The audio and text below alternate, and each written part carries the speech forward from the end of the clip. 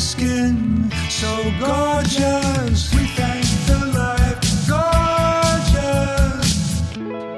Thank the life gorgeous. I love the life gorgeous. Its torso is so tight.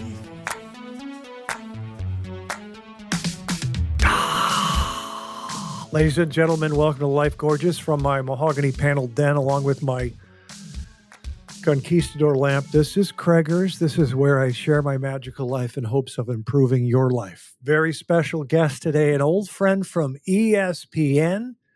He moved up to be an executive at Turner Sports in Atlanta. I like to say he is Charles Barkley's boss because I like to make things up. He was a PA at ESPN, a point guard in high school at Grant Hill's high school team, for Grant Hill's high school team. Please welcome my old friend, Albert Scooter Vertino. Hello, sir. It's great to be here. Thank you. Thank you for having me. I probably need to correct you on one of those facts you had. Sure. Grant and I played together on travel teams growing up through middle school, and then we went to different high schools. Okay. And you know, who knows how far he could have gotten had we teamed up in high school. I mean, really. I want to start. By the way, great to see you, sir. Awesome to see you. Thanks for having me. I want to start with ESPN, where we met. Do you remember the story that I told the first time I met you? I told it on Rich Eisen, where it was my very first show, understandably nervous. And a lot of times what throws me off was I prep for a show is the details of working on the scripts and the over the shoulders and the tapes and the comments. Not necessarily being on camera makes me nervous. I'm, relatively comfortable with that. But I felt like I was behind with some things, and it was time to get down to the studio. And you were, if I remember correctly, a production assistant at the time. And you were doing prompter that night, and you were printing up my script, and you could see that Kilby was a little frazzled, and you said, "Hey, it's going to be okay." A calming voice. Now, you might not remember that, but it meant a lot to me. Do you remember that or not? I believe I've heard you tell that story before. I don't know what context I would have been that the PA ripping scripts could tell the talent, "Hey, you'll be fine." Like who the heck was I to say that? But and I'm sure there's plenty of times where people have wanted to say that to me, or "Hey, why don't you tone it down a little bit?" type of thing. But if that's how you remember it, then I'm glad it made a good impression, and hopefully it helped with the show that night. Oh, it did. It calmed me down, and I had a lot of respect for you. I said, "What a nice guy! You were being a point guard. You were just calming everybody down. You were being Mike Conley." But no, that's my memory. It's funny because I don't really want to hear some of your memories about me at ESPN because you always tell these silly jokes I used to do. But is that how you got your start? You were a production assistant, and then you moved up the ladder? Yeah, exactly. By the way, speaking of Mike Conley, I just assumed that you called me for this because Kevin McHale or Torrey Hunter canceled. So I appreciate those guys having busy schedules. Yes, I interviewed when I was a senior in college in 1993 at LaSalle University, what the college many refer to as the Harvard of Philadelphia. Lehigh. My father-in-law would agree with you. I interviewed with Al Jaffe, who was at the time in charge of production and talent recruitment in April of '93. Took the sports quiz, which was his infamous or famous way of kind of narrowing down if you knew your stuff.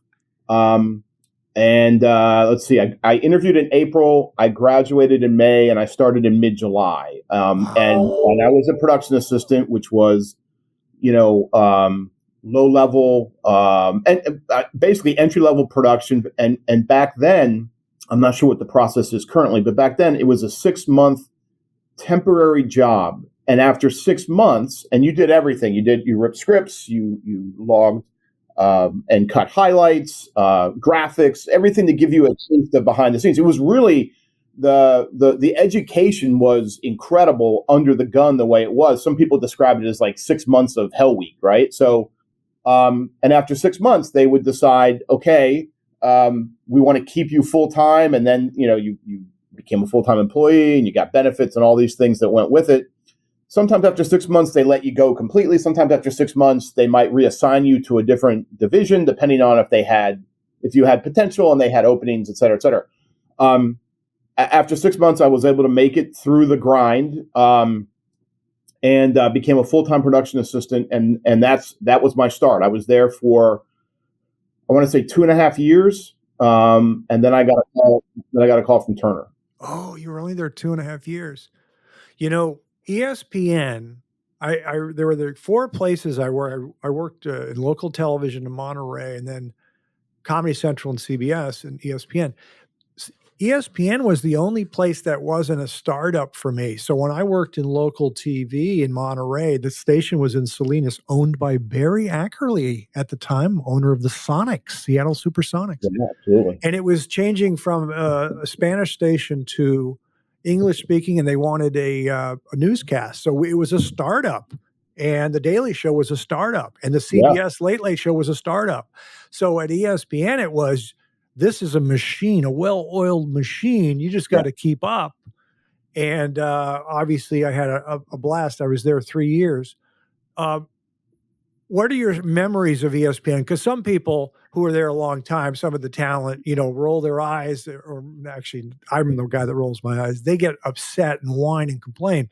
Was it a positive experience for you at ESPN? Oh, I think so. I think from a work point of view, some of the experiences you take from there, you can plug and play them anywhere, no matter where you go and whatever your job is, because of the demand for meticulous preparation, execution under the gun. You just learn. It would be like going and honing your skills in AAA before you get called up to the bigs, as a production assistant, or maybe G League Ignite before Finchie calls you up, and that type of thing. So I was able to take some of those skills with me that we'll use to this day with some of our production assistants here, and obviously everything evolves when it comes to sports on television or whatever platform you choose to watch on.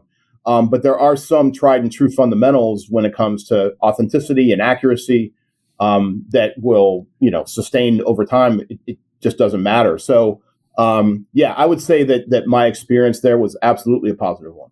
Is your computer going to make that sound every time you get an email, by the way? That's an interesting question. I don't know. And of course, it would take you 15 minutes to turn it down. I get it. So let's just enjoy the sounds of all these important emails flooding in. What is your title at Turner Sports, by the way? My apologies for the distraction. I'm the Senior Vice President of Programming and Production. Okay. I'm going to hit you up with some questions on that in a second, but I wanted to ask you, Pat McAfee, who has that show now on ESPN, the popular show, he called out Norby Williamson, and I laughed a man's laugh, made me giggle. What did you think when McAfee made fun of our little Norby? That was interesting. I did not expect that. I watched the show. I don't want to say religiously, but I'll have it on, or I find him entertaining. I find the show entertaining. His guests are always usually high level. It has the Nick Sabans of the world on. I guess Aaron Rodgers is kind of what led to some of the controversy. I was a little taken aback by that, because Norby is one of these guys. I mean, he was there when we were there, and he was there before we were there. Yeah. He has been, a high level executive in their production, and I would assume programming departments now for 30 years, it seems. And so I was definitely taken aback by calling him out specifically, but using that terminology. But I'd be the first one to tell you I have no idea what goes on in anyone else's shop. Like so but it was a let me rewind that and make sure I heard that correctly moment. Yeah. So I maybe have a different perspective on Norby and some of the talent does. So some of the guys that I know, Ryan Russillo and others, have said that Norby said some things that were not confidence builders. He would knock you down a peg or two, but that was with talent. And so this is where I'm a nice guy, although I'm now talking about him, so I'm not as nice as I used to be. I was really good at ignoring the silliness in life and all the places I worked. So there were people that were not supporters and I could care less because Kilby had a little bit of confidence and a little bit of focus. So at the beginning, I said, Al Jaffe loved my tape. I was very funny. I was from Monterey. I was doing bocce ball with the local Italians in Monterey. I was doing a lot of silly stuff, but I didn't want to come on too strong at the beginning because, I'm a pretty boy and I wanted to do all my jokes over the highlights, fundamentally sound Steve Kerr, et cetera. Sure. So Al Jaffe said, "Hey man, you're funny. Make sure you do your thing, man." And I said, yeah, I will. And then Steve Anderson, great guy. Don't worry about that. You don't have to be funny. It's okay. Just do your thing, Norby, why are you trying to be funny? Who do you think you are? So, and when I hear that, I go, this guy's clueless. He's a clown. But I was nice and I just nodded my head and moved on. And then, of course, I was funny and moved on. But yeah, he said some silly things. So I got a kick out of it when Pat McAfee made fun of our little buddy who, that happened. You probably never had that experience. Hey, Scooter, who do you think you are? What do you think? You're going to go somewhere? You're going to go to Turner? No, I did not have that experience. And I can say that at least in my peer group, if you will, if you want to talk about John Entz or Eamon McEnany or Doug White, who was in probably programming at that point, we all thought you were funny. So you had that core group of audience internally. Well, the famous story is when Bill Murray tells you you're funny. The story, then you kind of don't worry about it. But I already knew it because my whole childhood was comedy and basketball, and everyone at Montana State. What else is there? Yes. Yeah. What else is there? What are girls? I don't know. But do you know the famous story at the ESPN where the argument with the guys? So Levy and Ravitch thought Chevy Chase was funnier than Bill Murray. Did you ever hear that story? I've told it a few times, but I have not. I would find that story. I find that opinion inaccurate, but okay. Oh, exactly. So these guys, Steve Levy and Carl Ravitch, were arguing with me about, Chevy's funnier than Bill Murray. And of course, some of us thought Bill Murray was, the funniest man in the world. And I told Keith and Dan, and they were laughing, and they said, no, Bill's the funniest. And it turns out that I talked to Carl and Steve. I go, do you know the nightclub singer on Saturday Night Live? I think they only knew him from Caddyshack. They didn't know the funny, smooth Bill. And Dan Patrick knew Bill, and he told Bill told Bill about this. And then Dan says, hey, phone call for you. And it was Bill Murray. And he goes, hello, Craig, it's Bill. First of all, you're very funny. Secondly, thanks for sticking up for me in that argument. So anyways, you knew that Bill, you knew Bill was the funniest, right? I absolutely. I also remember another call from a colleague of mine now back in 1993 or 94 during the NBA playoffs. John Elway was doing some type of intro at a Nuggets game. I think he yelled out, like, let's get ready to Mutombo. You had a line after that about embarrassment, not nearly something how his embarrassment on the rating, it was no longer Super Bowl, whatever. And I believe Ernie Johnson called you and left a message saying that line was very funny. Yeah, he emailed me or something. It was Elway looked like he had a little buzz going on, drinking a beer, and then he got up at the Nuggets game and threw a football to the mascot. Rocky, of course. Rocky. And I said something to the effect Super Bowl, 12 or whatever Super Bowl when they lost 55-10, no longer his most embarrassing moment or here's the second most embarrassing moment. Well, we've all come a long way since then, and B, he won 2 Super Bowls after that, so he bounced back. So did the Nuggets, now the reigning NBA champion. They're so good.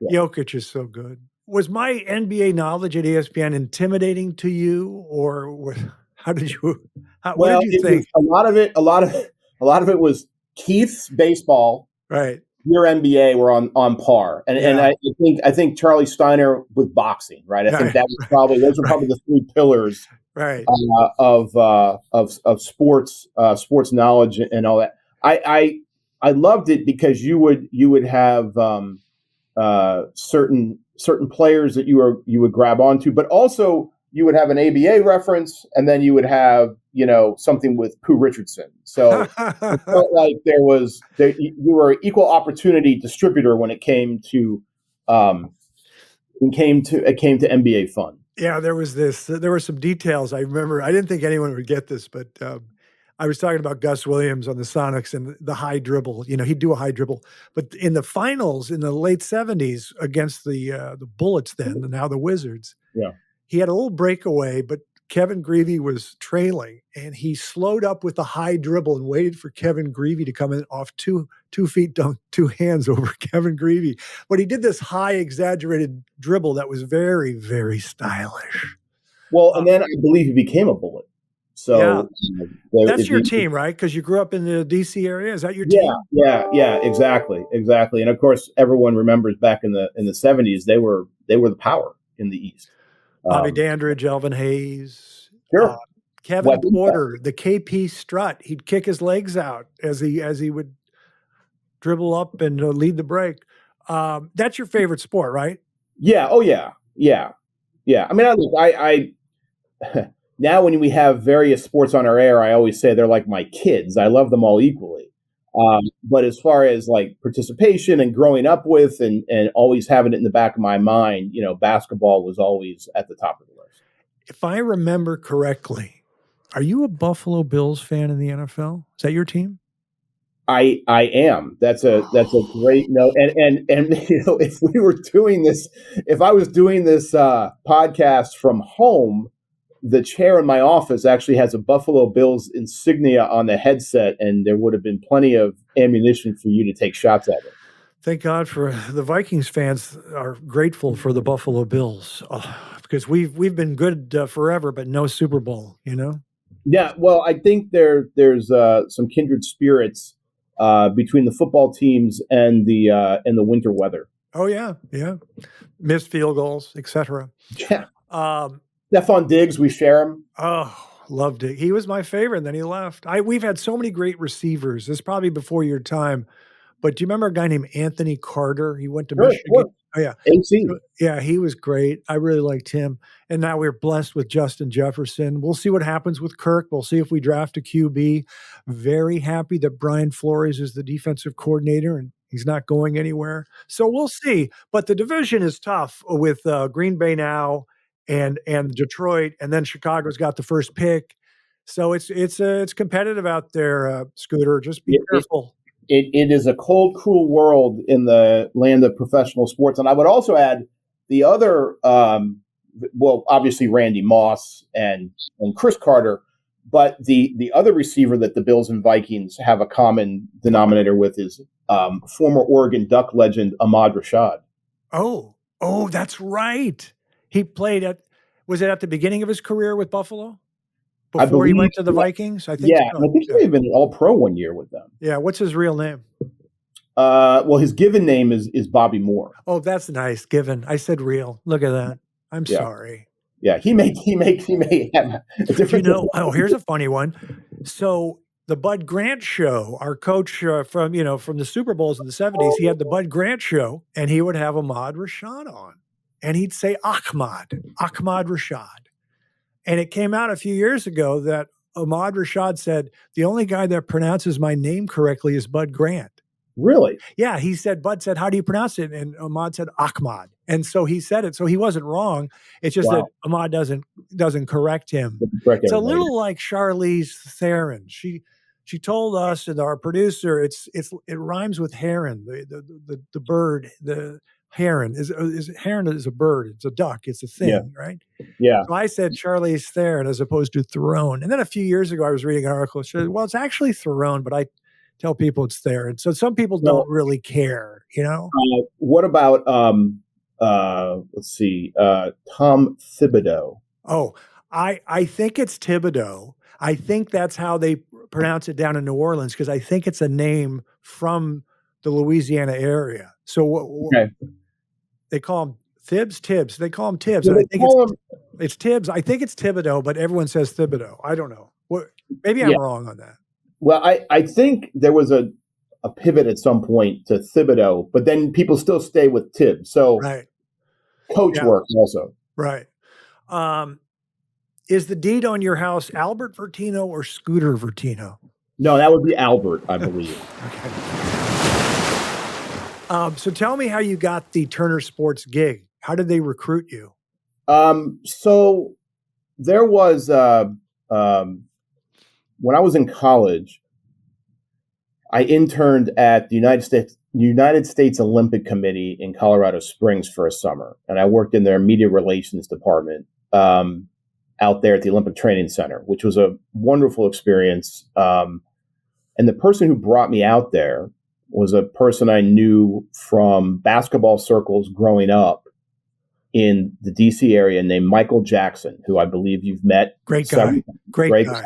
Yeah. Where did he play? At Georgetown? He played at Georgetown, right? Played at Georgetown, won a national title, played for the Sacramento Kings for a few years, and eventually went to the USOC. He brought me out there for an internship with, a bunch of other people. And a couple years later, Harvey Schiller, who was the president of the U.S., or executive director, I think was the term, of the USOC, he came to Atlanta to run Turner Sports. He brought Michael with him. Michael was his right-hand man, his top lieutenant. And Michael would start to work with Mike Pearl down here, and the late great Mike Pearl. And they started to build what you see now as Turner Sports, which became WBD Sports, which is now public-facing TNT Sports. They began to build that culture of what you see on the air. And so couple years in, Michael called me, and I thought he was asking me about some other behind-the-scenes talent. And he said, hey, we have an open position here for associate producer. Would you be interested? And at that time, I was very interested. It was a promotion. It was, no offense to Hartford, but Atlanta was kind of more of a budding metropolis, and all of those things that went with it. And so packed up the U-Haul and came down here in the fall of 1995. And Michael was the one that brought me down here, but he also hired, a ton of other people, including Kenny Smith, and he was the driving force behind us hiring Charles Barkley. Oh, wow. So he's Michael Jackson, the ball player, not the singer. The great Michael Jackson was very influential, and you've kind of dominated since you've been there. I just remembered a quick story where I want to see if you remember this guy's name.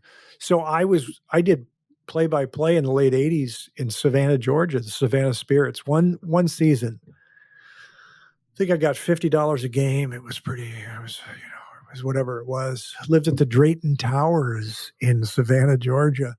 And I went to a Atlanta Hawks game. I drove from Savannah to Atlanta because Dr. J was playing. It was his last year. And Gary Miller was at CNN Sports, and I somehow met him. I think he got me a pass. Like he had these extra CNN passes. And so I was there for the beginning of the game. They did a little ceremony for the doc. Turquoise was there. And this guy comes up to me, an executive with the Hawks. And he's the public relations or broadcast guy. He says, he saw me sitting there. He goes, "What are you doing?" I go, "I got a pass right here." He goes, "I'm sick of seeing these CNN things. I'm sick of this. Get out of here. You're thrown out." He threw me out of the Omni. Bill Needle. I don't know Bill Needle. Yeah. Anyways, I got thrown out. I said, Dr. J's my hero. Well, there are a bunch of people that he's the hero, and they paid for a ticket. Get out. I appreciate your love of Dr. J, and I appreciate the buildup. I wish I knew Bill Needle. That's okay. Stan Kasten was there. Stan, yes. Yeah. Anyways, that was the late 80s. Kilby got thrown out, man. Unbelievable. So what is your gig? You moved up. What do you do at Turner Sports now, or is it too many things? No, I mean, there's well, I guess the best way to describe it is there's always something, right? So, there's a lot of meetings. So for the programming side, it's, we have a team that works both internally and externally with our league partners, whether it's the NBA, the NHL, Major League Baseball, the NCAA. We have USA Soccer, and soon to have NASCAR in 2025. So they work alongside of those partners with, okay, we're looking towards next year's schedule. Right. Who plays whom, what nights, what networks. Right. And then that same group, as soon as the season begins, all they're doing is working on how to get that schedule better, because inevitably people get hurt, traded, suspended. Right. Teams don't play as well as you would anticipate. Some teams play better, and you want to leverage those to get the best ratings. So that's the programming side kind of in a nutshell. Now, there are other things on, strategically moving stuff around and what should be, driven toward, let's say, an app versus linear television and those things as well. From a production side, it's kind of like the meat and potatoes that we kind of grew up with, overseeing that with our game and studio coverage. For, last night was a late night with the doubleheader between New York and Brooklyn and LA. And then also the studio shows, and then making sure that we are on top of news, we're accurate, we're authentic. You guys like to have a good time. You broke the news last night, CNN Sports, which I've never heard of, CNN Sports, but the Doc Rivers is going to Milwaukee. You trumped the Woj bomb. Yeah, CNN broke. Like they gave us that news. Oh, they called it CNN Sports. I'm like, what are you talking? I've never even. Well, right, because it's not the typical CNN. Fred Sports. Hickman's not there anymore. So why are you calling it CNN Sports? Sure. And I could see how that would confuse people as well. And everyone I know is like, what's going? No, I'm just kidding. No. And the thing is like CNN at the time they had it. They're in the middle of the New Hampshire GOP primary, and that's kind of a big Haley. deal. Sorry. Right. So I could see where they were like, here, we have this piece of information. You're probably interested in it. And so that was kind of how I regret the confusion that it's live television. These things are going to happen. Right. And I believe now everyone is saying that, and I getting some alerts that he is in fact, I don't know, on the 2-yard line, or maybe he's already signed the deal. He played at Marquette. He's familiar with Milwaukee, so that'll be fun. I believe his number 31 hangs from the rafters in the Bucks arena, even though it wasn't where he played his college ball. I think they moved all those over. Right. I miss the Mecca. I like saying Mecca. Awesome floor. Yes, I remember that. Yeah. What's his real name? Or what's his given name? Glenn, I believe. Glenn Doc Rivers. Yeah. And apparently, go ahead. Well, I was going to say the reason he got the nickname, I believe, is he was at a basketball camp, and Rick Majerus was one of the counselors, maybe even running it, and he was wearing a Dr. J t-shirt, and I guess to differentiate, because everyone's got, hey, Doc, and, and I would assume back then he stood out from a talent standpoint as well. But yes, he did. Yes, that's the Dr. J t-shirt. But interestingly, he did when he did dunk, because I think he's like 6'4". Yeah. he would extend the ball, the Statue of Liberty, a la Dr. J. And I always get a kick out of guys who would, Richard Dumas, these guys that would hold the ball and extend it and do that dunk. Let's talk a little more hoop. Do you have a relationship with Adam Silver in the league yourself? Do they would look for you? Because I know you're a good basketball mind. Do you weigh in on, let's do these, who comes up with the replays? Like a couple years ago, they said you're allowed a challenge, coach's challenge. Oh, well, that I should add, Adam is always extremely cordial and very nice to deal with when I have,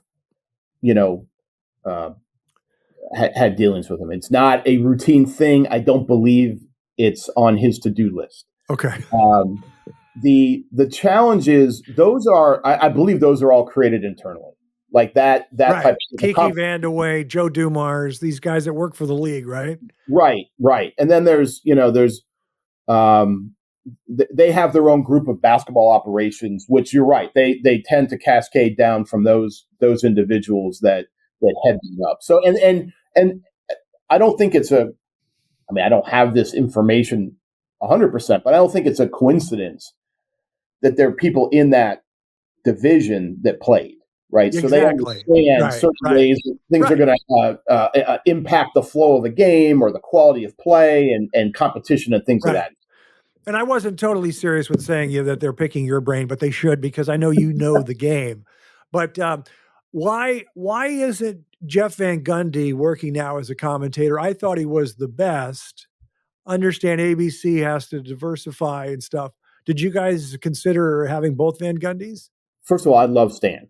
I think Stan is, first of all, he is a great guy. And he is so prepared. He looks at each game as though he were coaching both teams.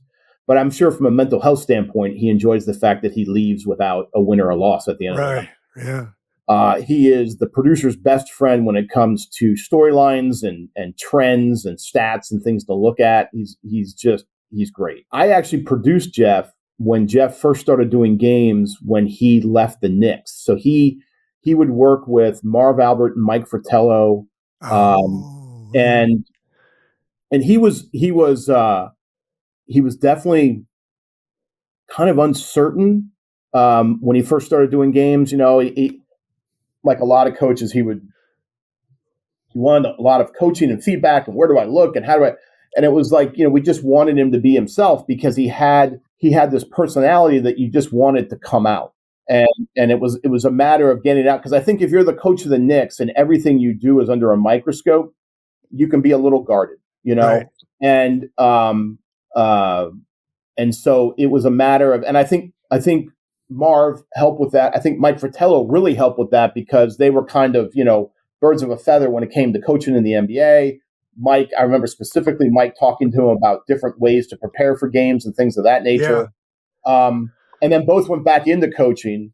And then, Jeff obviously wound up at Disney.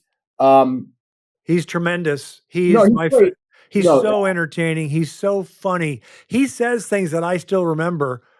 One of my greatest rights as a man is the freedom to change my mind. Like he would say these things. No, 100%. And there's a guy who went to, originally went to Yale. He's a smart cookie, right? Yeah. So, although he told me his mom wasn't thrilled when he transferred from Yale to JUCO because he wasn't getting enough run. But no, Jeff is fantastic. I think with us, when we looked at it, and we absolutely had that discussion, it was a matter of, do we have spots fit? Right. Sure. Contracts and things like that. And I think it just came down to if there was a fit. Right. With us. And here's the other thing. A lot of people were like, why don't you just do one game with both of them? Both brothers. And that sounds great. My understanding is when they hate each other. No, I'm kidding. No, not at all. My understanding is when those deals were done, the ESPN deals, is that those quote unquote layoffs, there was no particular offset, with the money. So, like if a coach gets, if a coach gets fired and he's making $1 million, or he or she's making $1 million a year, and then they get another job and they're making $500,000 a year, the previous employer only owes them $500,000, right? Right. It's the offset. My understanding is there's no offset in those particular layoffs for people that were under contract. Okay. You either get all of your severance, or if you go back and work, your severance ends. Sure. So I see. I don't know if it would behoove Jeff to do I got you. games. And look, I'm not here to spend Jeff Van Gundy's money or Right. tell him how to do it. I think that may have been, another consideration. So he was pretty honest about criticism of the referees and even the league. Mm-hmm. Does that bother Adam Silver and I almost called him Adam Sandler? Does that bother Adam Silver in the league when the analysts are too harsh on their officiating or the league? I don't know about Adam Sandler. From Adam Silver's point of view, he's probably better equipped to answer that question. But I will tell you this. For a long time, I was in charge of production over NBA TV, which is part of our umbrella. Sure. Here. And we run the business for the NBA out of Atlanta. So our studio shows, and we do some games. We do some games. I think we do 105, 6, 7 games. And inevitably, there's going to be something that the officiating or the league office or somebody's going to get criticized about.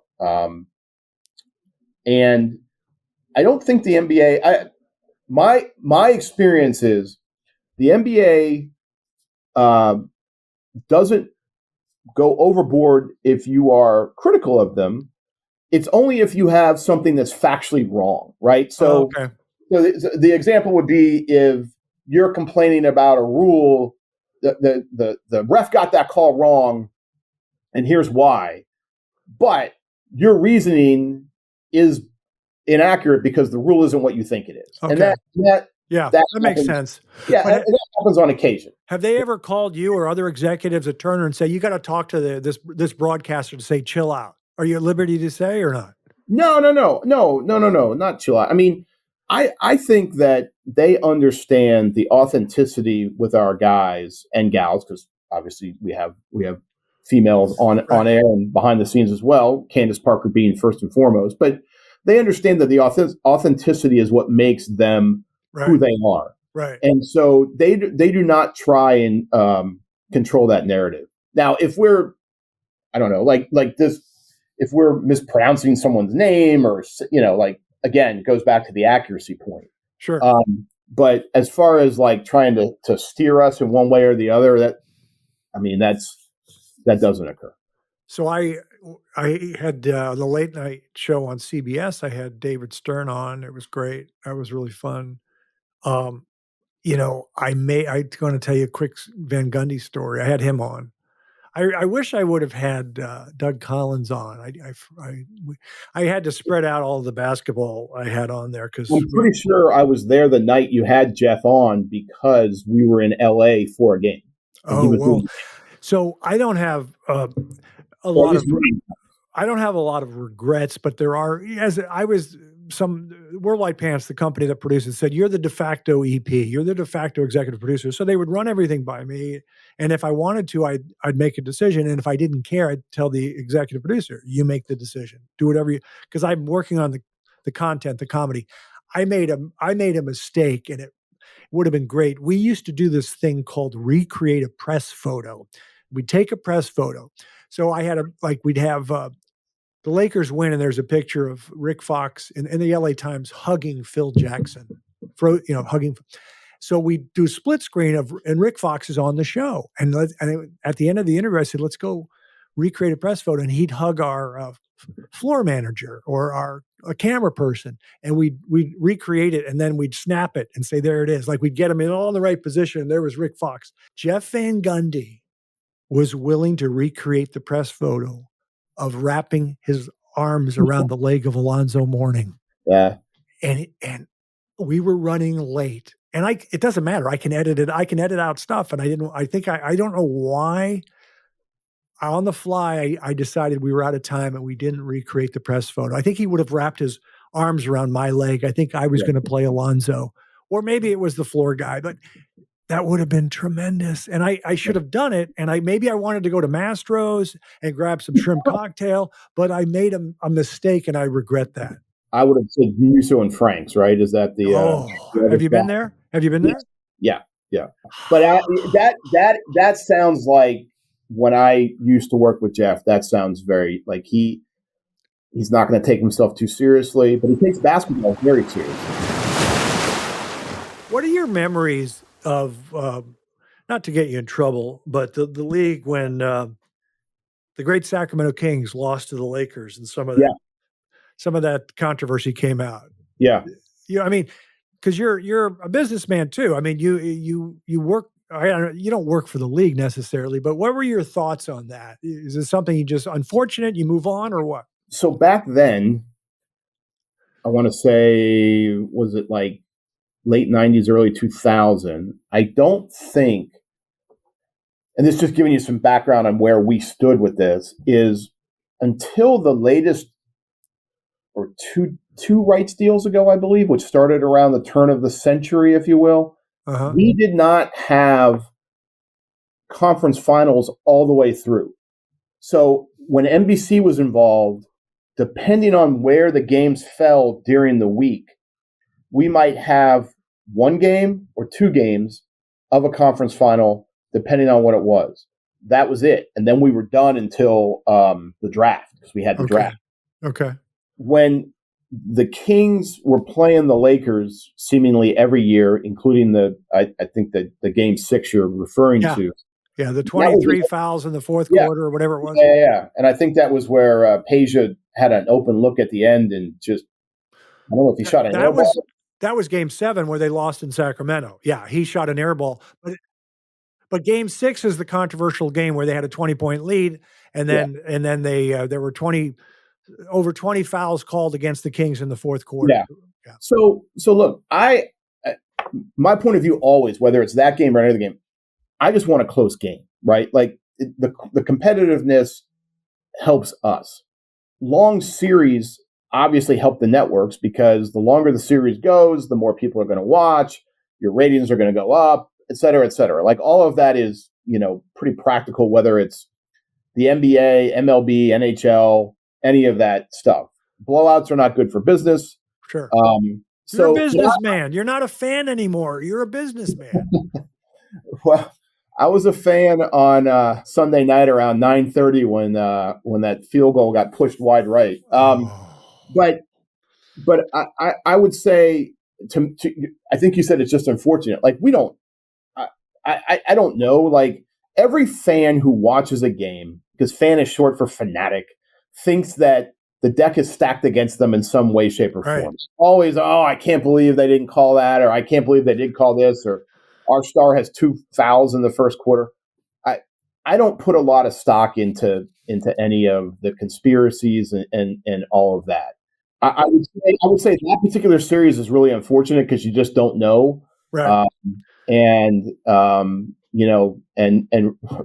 going back a little earlier, Robert Horry is a big reason why, I think. Well, I always felt obviously I preferred the way that Sacramento played, the Pete Carroll back cuts and Rick Adelman, the coach.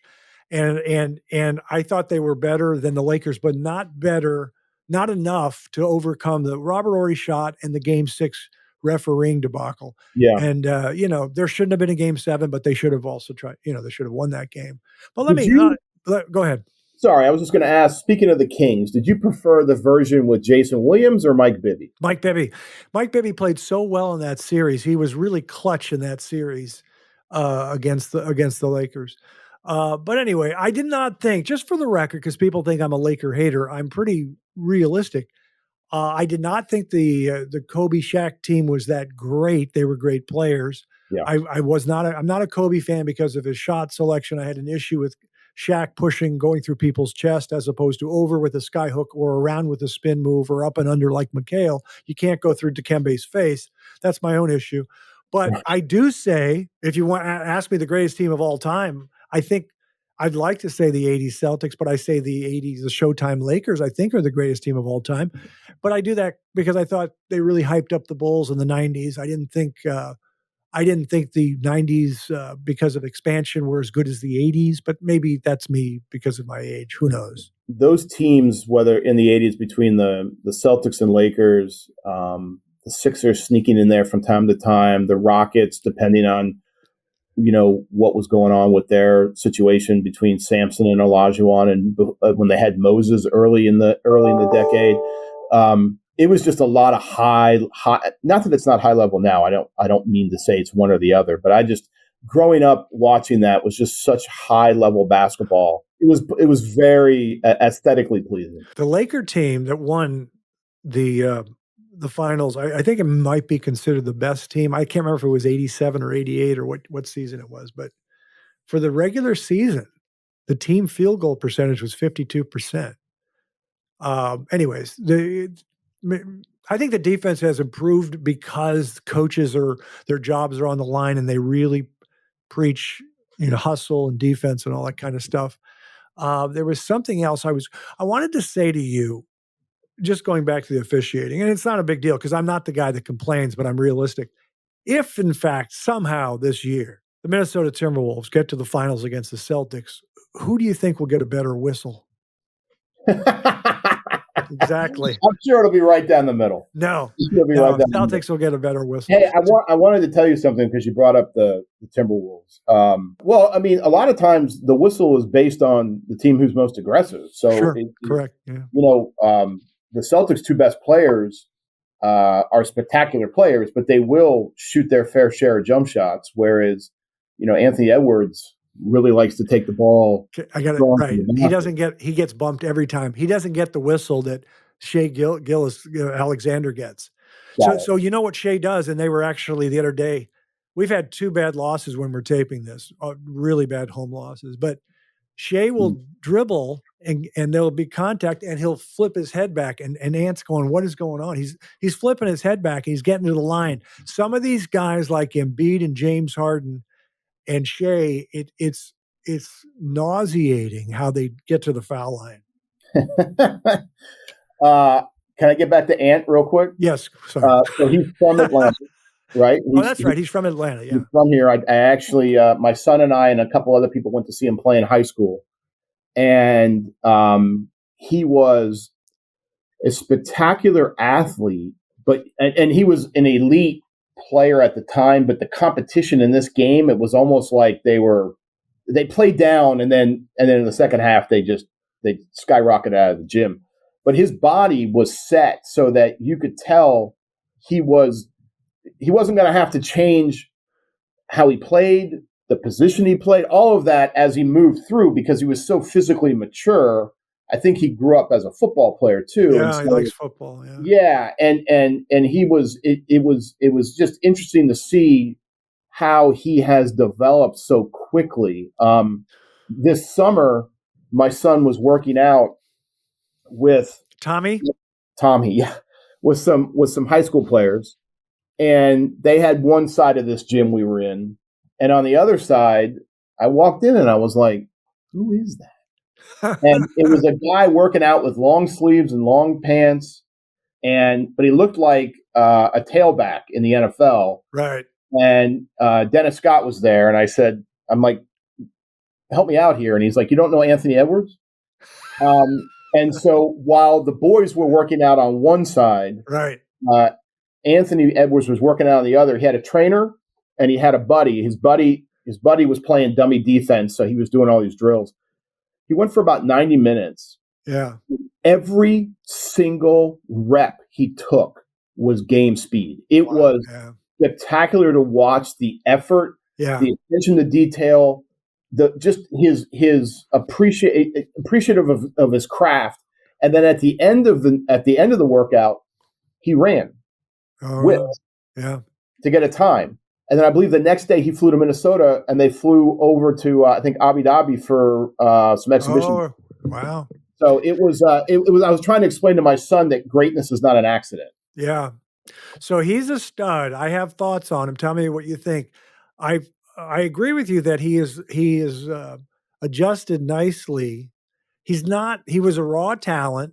Yeah. He didn't shoot a high percentage at Georgia, I look at field goal percentage. Yeah. I don't think he's as fundamentally sound as he should be, but he has to learn that. Now he's averaging 3.5 turnovers a game. It's bothersome. Our team turns it over way too much. We're like third in the league in most turnovers per game, 14.5. It's very irritating. And I've actually talked to Coach about this. Yeah, of course. But he says, like I was watching a game last year, and Slow-Mo gets the rebound. He's going to Naz Reid is sprinting down the middle. He kicks it to Naz Reid. I go, don't give it to Naz. And I love Naz. Yeah. And Naz whipped it out, led the break, whipped it in the left corner out of bounds. Coach is like, I live with those because I like the pace. I like to keep the pace up. But we're turning it over, and they double team Ant, and he's got to learn, Dwayne Wade turned it over. I loved him, but he turned it over. Steph Curry turns it over. I'm a perfectionist, so they got to work on that. He has to become more fundamentally sound. That being said, he banks in jumpers. He hit a bank jumper down in Miami late in the game. He's clutch. He rises to the occasion. He's spectacular, especially when it counts. He doesn't shrink from the moment. Oh, nice. And I think that's the mentality, right? Like, because he comes in with that. I think, what is he, 22? Like, I mean, he's just, he's nowhere close to getting to wherever he's going to be. He plays defense, and he loves to get up in guys. Yeah, he plays D. Yeah. And I think, if you watched him over the summer playing for Team USA, I think he was the guy. And I think he's one. Like, not everyone on that team will wind up going to Paris, right? But I would be shocked if he's not A1 and B. If he's not a starter, he's going to get a ton of playing. So. Not to spend too much time on the Wolves, but I'm enjoying this season. I see our flaws. We had a debacle the other night when Cat was chasing 70, and it was just awful. And I love what Finchie said after the game. It was disgusting performance, and we've got some issues.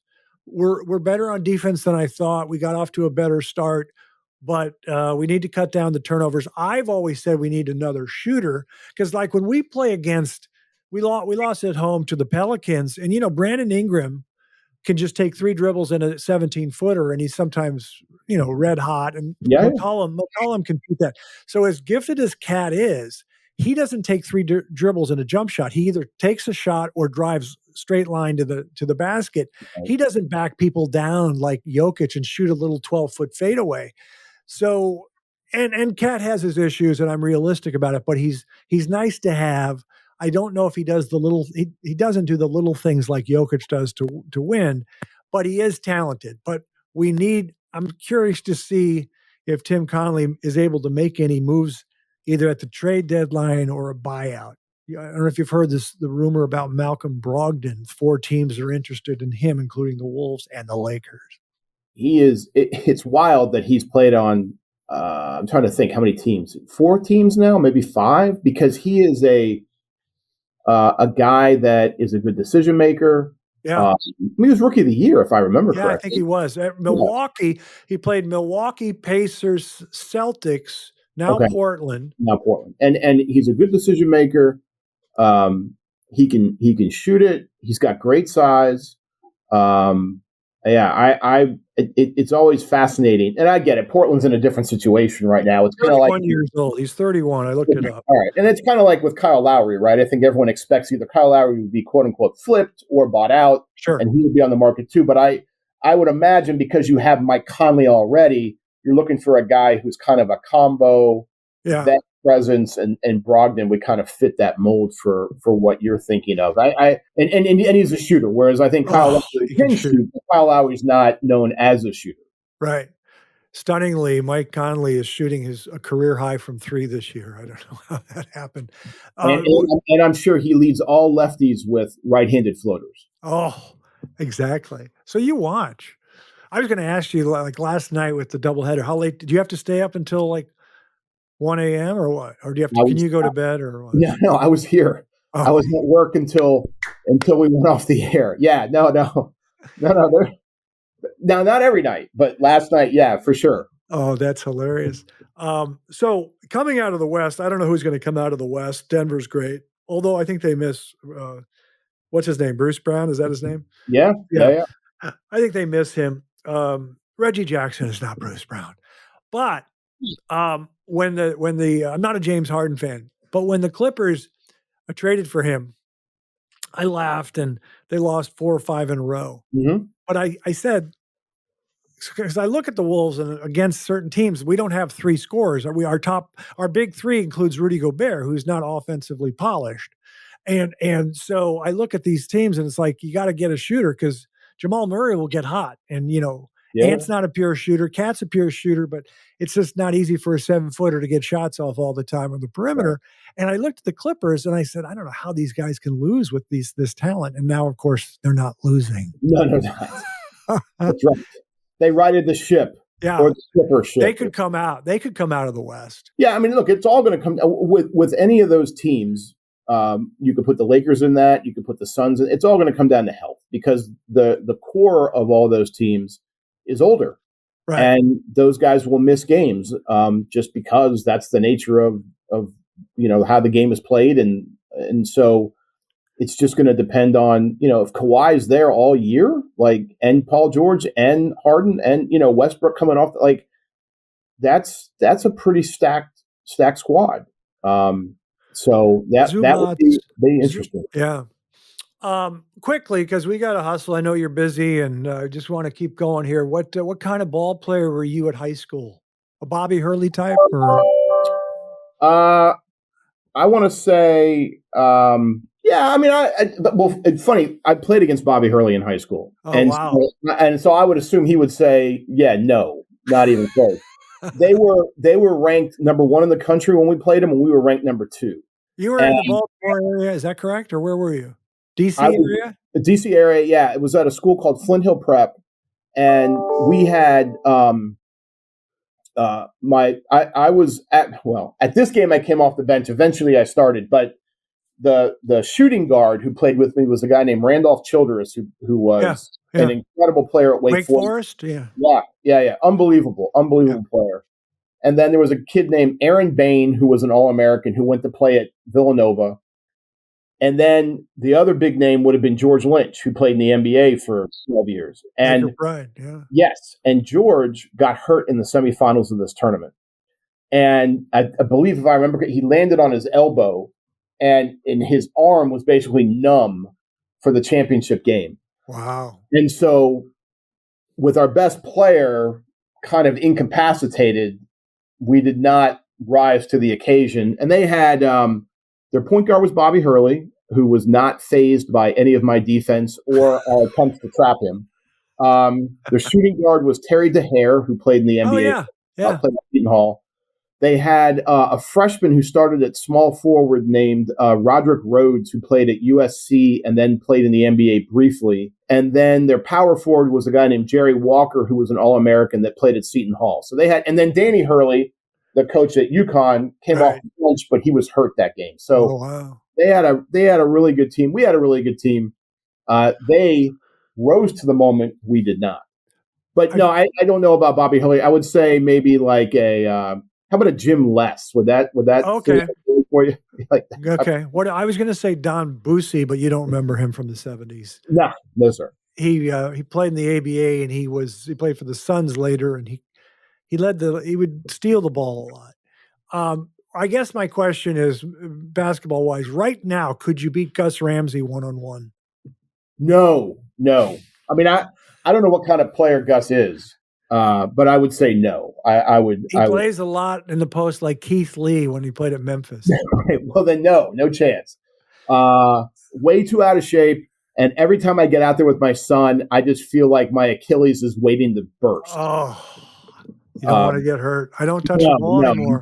I just hike. I hike and I lift a martini once in a while, but I don't play ball anymore. Even I'm sure I could still shoot the lights out, but that's okay. Yeah, I'm very good at contesting whenever my son's going through drills. That's about it. All right, so here's what we're going to do. We're going to do Albert Scooter Vertino's top 5 movies of all time. Then we finish up with the Life Gorgeous quiz because he's busy. He has to go to a power meeting. They're trying to figure out if they have to change this. They have to change this. What's I don't that? know how powerful. I don't know how powerful it is, but there is a meeting coming up here shortly. Because you need to, you got to get the Timberwolves on TNT more. That's what you got. That's what the meeting should be about. We'll get right on that. You got it.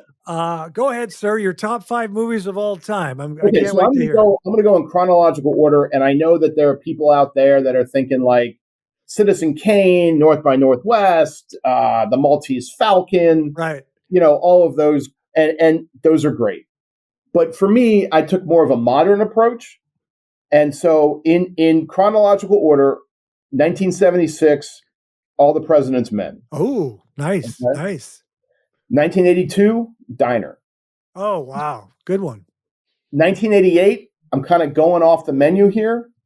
Midnight Run. That's a funny one. Dennis Farina, Joey Pants they were both in that thing.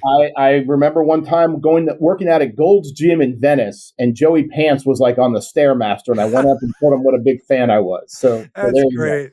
That's great. go. 1989, a movie that made you think a little bit. Do the Right Thing. Oh, yeah, sure. And 1990, the movie that I just never turn off if it's on, Goodfellas. Oh, so that's a really good list. Goodfellas has been mentioned a number of times by people. The other ones, which are very good, I think someone else said All the President's Men. That's a good list. I'm glad it wasn't something like, The Hangover or something. Anyways, Well, obviously, Old School would be at the top of my list sure. for various reasons. Right. That's hilarious. Well, that's a good list. I appreciate it. Okay, buddy. I'm going to make sure you get to your meeting on time. Life Gorgeous quiz, simple questions, profound insights. Your first concert growing up, you attended your first concert. Who was it? The Jackson Victory Tour at RFK Stadium. Oh, wow. It was spectacular. So we called the Jacksons because Randy was in it, so it probably wasn't the Jackson 5 anymore. Yes, that's correct. Or it was either that or somebody didn't take part, but Michael definitely took part. Was Tito being difficult? No, it would have been no. What was the guy? Jermaine. He wanted a solo career. Yeah. That's what it was. Yeah. Yeah. You're at a restaurant. Salmon or sand dabs? Well, I think for the purposes of this exercise, we'll go with sand dab. Yes, because whenever I show sand dabs on my Instagram, you get excited. Sand dabs are underrated. Sure. They're actually relatively healthy for you. You might think they're high in cholesterol, but they're not. They're actually relatively healthy. Do they have them out there in Atlanta or not? I don't see it often. I don't see it often on a menu. No. Yeah, I didn't think so. We are West Coast like crazy out here. It's great. Embarrassing the riches. And they have them at Musso and Frank, I believe. Favorite NBA player of all time? Former teammate Grant Hill aside. Sure. He has his own category. Former boss Michael Jackson aside, he has his own category. I loved watching Rod Strickland play. Oh. I loved his ability to get in the lane, to finish over bigger players. He wasn't super athletic. He always could get from point A to point B. He wasn't a straight line driver. Spectacular finishes with either hands. Rod Strickland was the guy I used to love watching. He was very crafty. Yeah. He could trying to think who else played like that. But I enjoyed it. What's that? Tony Parker. Okay. Yeah. And Kyrie Irving now, because I think Kyrie Irving, yeah. took a lot of that. Yeah. Yeah. That was great. And we finish up with a food question. I like this one because I don't eat a lot of carbs, and it's quite a treat when Kreger's has a sandwich. So top 3 sandwiches of all time for Albert Scooter Vertino. We'll go veal parm sub. It's just, decadent, right? It's not, you're just in it to win it at that point. Maybe an Italian, depending on where you're going with the meats and cheeses and things of that nature. Yeah, but, so people mention those with the salami, and then they put the mozzarella, and then they put a vinaigrette on it, I guess is what, and with the baguette, right? That's a great one. Yeah. Yeah. And I think number one, I'm very, because of where I went to college, I think a properly dressed Philly cheesesteak. Yeah, those are at the top of my list. Those are special. Yeah. You want to hear my 3? I just want to see your reaction. Please. Reuben. I like sauerkraut. Reuben on pumpernickel or rye, pastrami or corned beef. Love a Reuben. Decadent. Yeah. I'm going to name a cold sandwich. I do like chicken salad. I like it. I like it with red onions and a cheddar. It doesn't matter. They can put walnuts and grapes in the chicken salad. I like chicken salad. And the controversial one is tuna melt. Very controversial. Yes, absolutely. You could get canceled for that in some places. Yeah. How does that sound? Are those good? Those will work. Those will work. Yeah, for sure. All right, brother. I know you're busy. I really appreciate you coming on. Good to see you again. Proud of you. You're a power executive at Turner Sports. Go Wolves. Great to see you, brother. Thank you so much for having me. This was a blast. I really appreciate it. Hopefully we can do it again soon. Absolutely. After the Wolves win. No. Perfect. I was going to say after the Wolves win a championship. No, we'll do it before then. Trust me. Thank you, sir. Ladies and gentlemen, that was Albert Scooter Vertino. Thanks for joining us. We'll see you next time. And remember, young people, I'm proud of you.